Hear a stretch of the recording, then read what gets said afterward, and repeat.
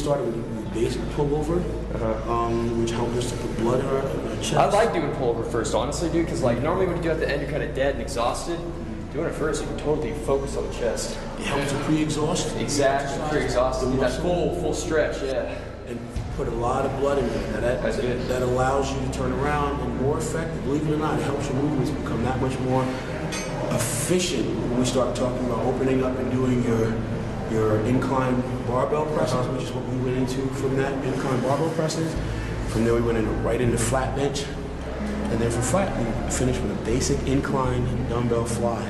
Yeah. Usually I switch this up, like if I finished up with an incline fly this week, then next time I train chest, I would finish, I'd switch out the incline dumbbell fly and put in its place a flat dumbbell. A flat, okay, okay, you switch it up, yeah.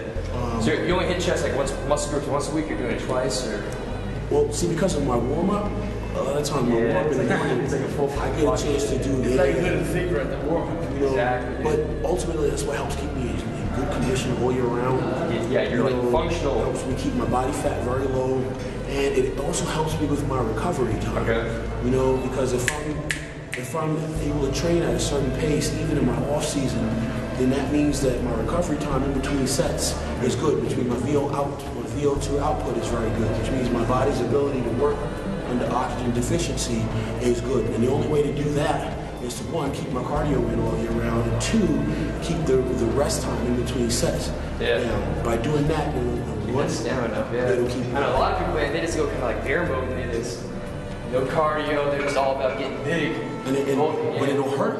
Oh no, exactly. That's yeah. You stand that guy up next to a guy that has himself very well humbled before his discipline. Yeah. Always, it's always going to be just that much more polished. It just looks. It's a better looking physique. Yes, you know what I mean? Even that's why like runners for legs and so good. And you're also able to stimulate more of the different fibers in the tissue. You know what I mean? You have 3 or 4 different kinds of muscle fibers, and the way to speak to the development of each of these fibers would be slight variances in your training. Believe it or not, there are slow twitch muscle fibers that respond better to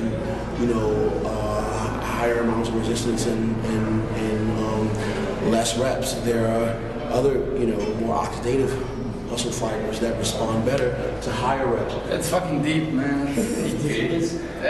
I swear though, it's the little things, man. That's a lot of people don't understand. They just go through the motion. But once you actually focus on the muscle and you get the little things down, it's find that sweet spot kind of thing. You know, what works for you, and that's what it is. Which is why in my training, even though I talk about high reps, there are times when I can't do high reps.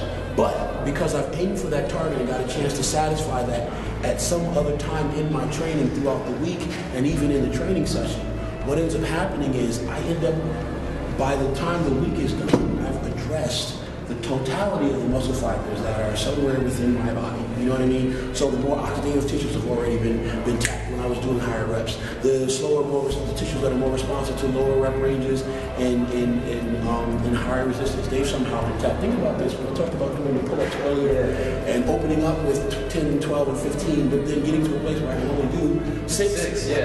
Just make sure that I hit that 6 every time. Well, that's still 6. You're doing it. It's doing it, yeah. And the fibers that respond to the lower rep ranges and the greater amount of resistance, those fibers are being tapped in. So technically what ends up happening is, in the totality of your training session, by the continuum of that week, you've really done something that speaks to everything. Yeah, you know what I mean? That full, complete physique. Well, and that's what matters at the end of the day. Yes. In that full package. Yes. That's right. Is there any question I can try to answer for you or anything that we covered a lot today? Yeah, I think it was perfect, man. This opened up my mind a lot. This is kind of mind-opening for this. I appreciate it. Alright guys, thanks for checking in. This was for the Shape Youth video series. You can check the website if you want. This was a very deep session and I hope it gave you some deeper view into our lives and Kai's view about bodybuilding and Open your world, guys. Open your perspective. Well, it's definitely been my pleasure and rare opportunity to have this experience today, and I thank the both of you on camera as well as off. Hey. This has been very, very fruitful for me, and I got a chance to hang out with the sexy squad today. The sexy squad. Try to hold my own with the sexy, big sexy. So, thank you, Shape You TV. That's right. And until next time. That's right. Thanks for watching, guys. Bye. Stay shredded.